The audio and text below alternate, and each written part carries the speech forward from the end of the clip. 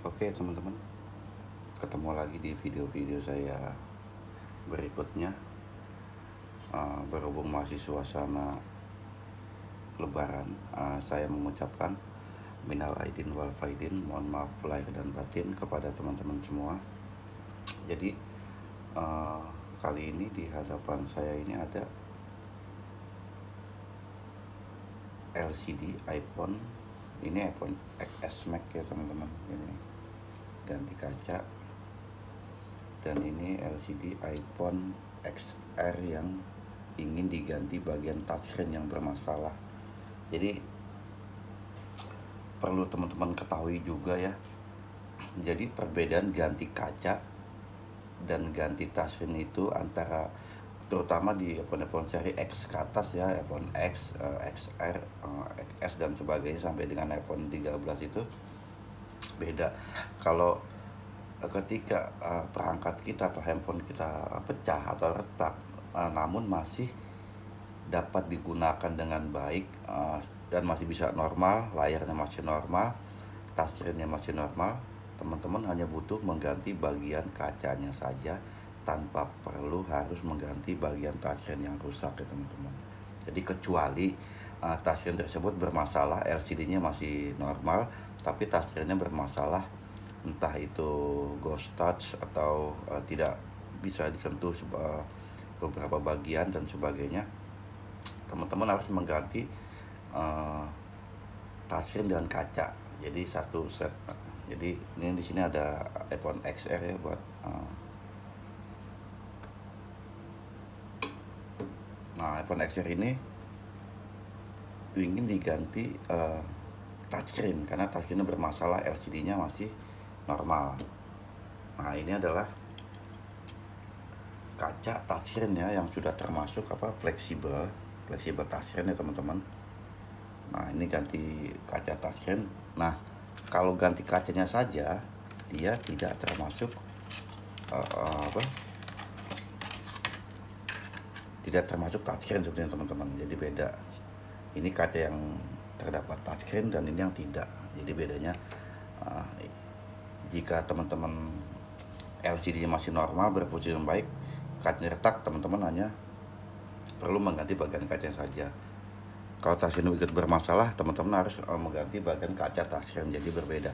Dan dari segi harga juga berbeda. Antara mengganti kaca dengan mengganti kaca touchscreen itu beda teman-teman. Jadi harganya lebih mahal mengganti kaca touchscreen karena prosesnya jauh lebih rumit dan lebih sulit. Risiko juga semakin tinggi teman-teman. Jadi dibiasakan juga teman-teman yang nggak mengerti atau paham tentang bagaimana proses mengganti kaca, lalu berusaha untuk membeli sendiri kacanya, lalu menawarkan kepada teknisi atau tukang servis repair kaca hanya membayar jasanya. Justru itu teman-teman, yang paling mahal itu adalah ilmunya teman-teman, bukannya kacanya. Kacanya kita bisa beli kisaran 50.000 sampai 100.000 untuk kaca ya, dan kaca tasnya jauh lebih mahal lagi. Teman-teman bisa dapatkan di marketplace, Tokopedia, Bukalapak, Shopee dengan harga yang teman-teman mungkin bisa jangkau, bisa murah. Tapi teman-teman nggak bisa menemukan marketplace yang menjual ilmu untuk mengganti kaca. Teman-teman boleh cek, ada nggak di situ yang menjual ilmu mengganti kaca LCD yang retak? Nggak ada teman-teman, karena memang ilmu itu harus dipelajari, didapatkan dari pengalaman teman-teman, jadi nggak bisa dibeli. Nah, itulah yang membuat jasanya itu jauh lebih mahal ketimbang spare partnya itu sendiri. Jadi kalau teman-teman yang berusaha untuk mencari harga termurah semurah mungkin, saya rasa itu hal yang manusiawi dan hal wajar gitu. Tapi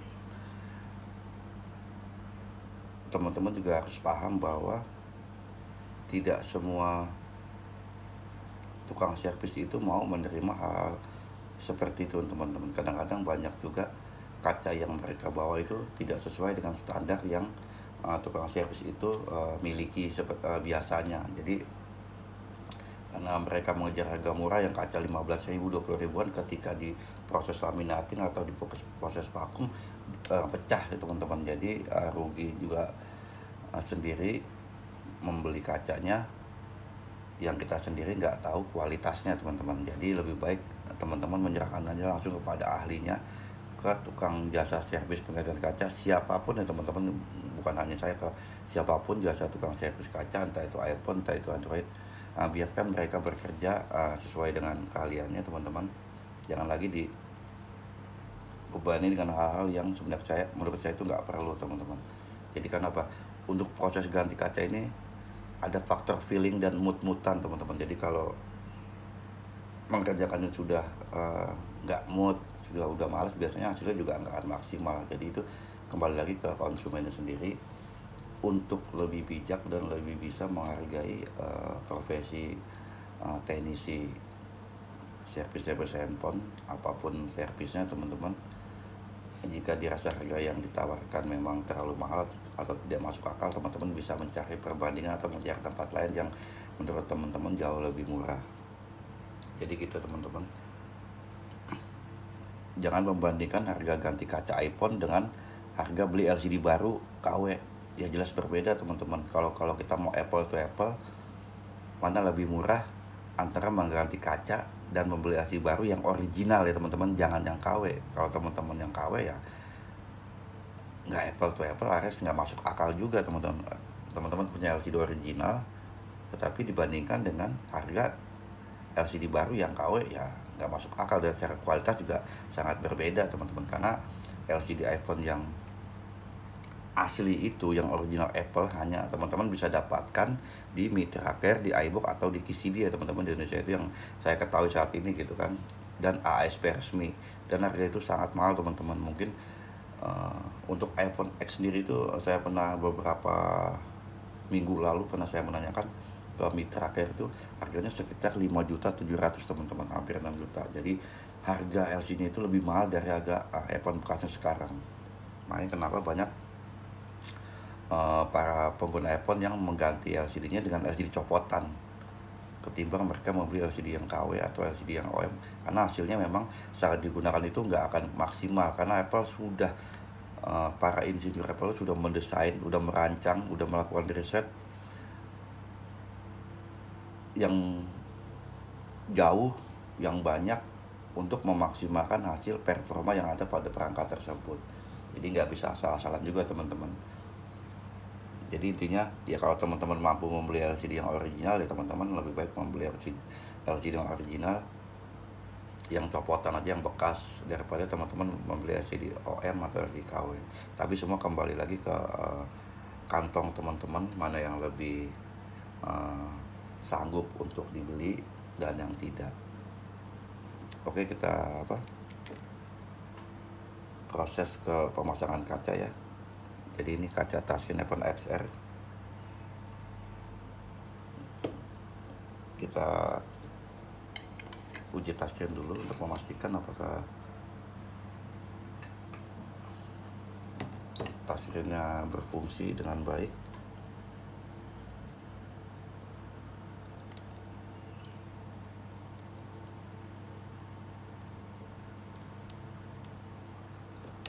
Sebenarnya untuk iPhone 11 dengan iPhone XR itu hampir mirip ya teman-teman, LCD-nya sama lah mungkin, hanya dia membedakan bagian fleksibelnya dia dibedain atau dibalik sehingga tidak masuk. Jadi yang fleksibel di sebelah kanan kalau yang iPhone 11, kalau iPhone XR di sebelah kiri.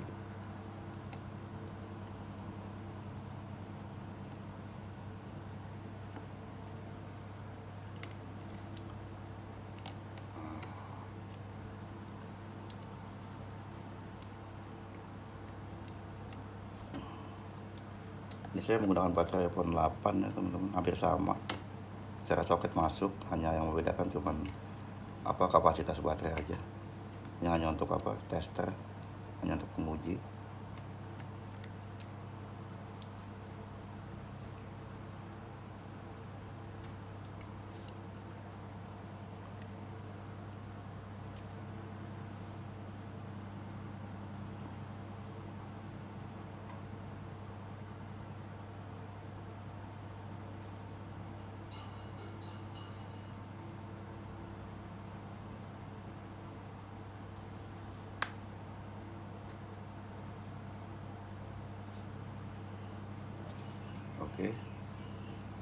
normal hasilnya.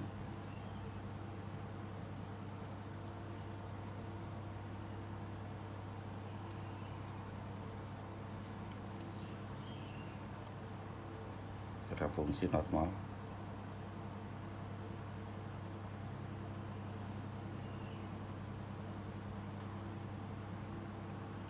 Karena kalau untuk iPhone XR ini saya tidak bisa memunculkan LCD touch, jadi agak ribet, beda dengan seri X dan sebagainya. Tapi saya pastikan ini normal ya. Oke, kita tinggal ke proses pemasangan atau pengeleman dan pemakuman. Nah, ini udah kita tempel antara kaca touchscreen dan LCD-nya. Kita ke proses laminating, vakum, dan bubble ya teman-teman.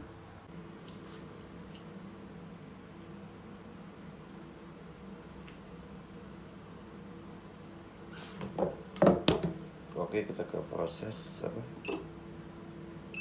laminating agar hasilnya lebih sempurna, lebih perfect ketimbang teman-teman nempel dengan menggunakan digigit ya teman-teman.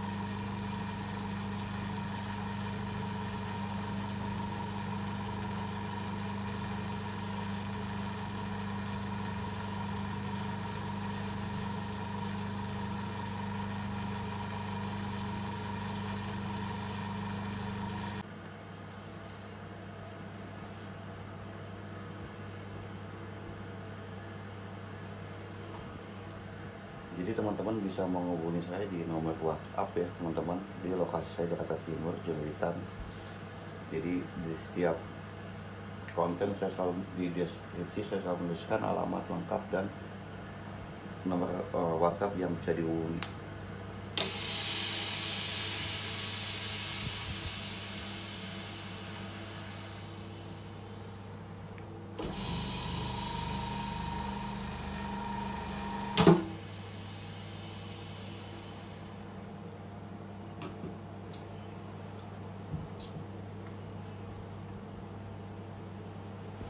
Oke, untuk prosesnya selesai. Kita lihat hasilnya apakah terjadi bubble. Nunggu beberapa detik untuk membuka Ini mesin ini beda sekali dengan mesin saya yang TBK ya.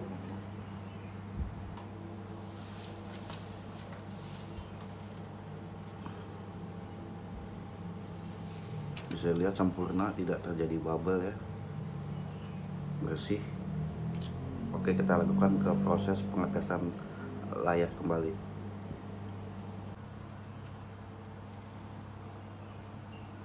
Oke, kita lakukan uji coba lagi ya untuk memastikan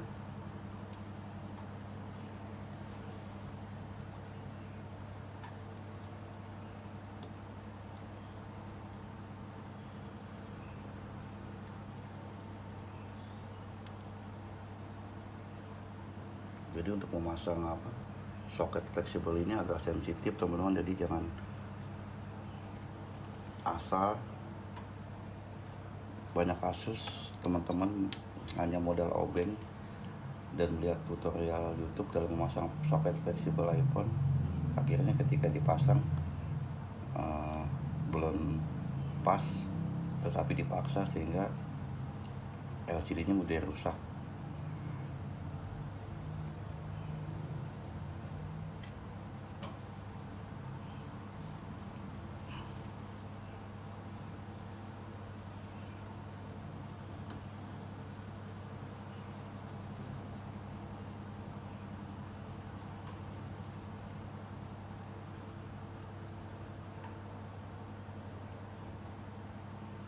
Oke, kita pastikan ya berfungsi baik. Cara paling mudah melihat apakah touchscreen itu normal tanpa assistive touch ya teman-teman, hanya bermain di bagian ini teman-teman. Nah, biasanya kalau ada salah satu bagian yang nggak bisa disentuh, dia akan berhenti.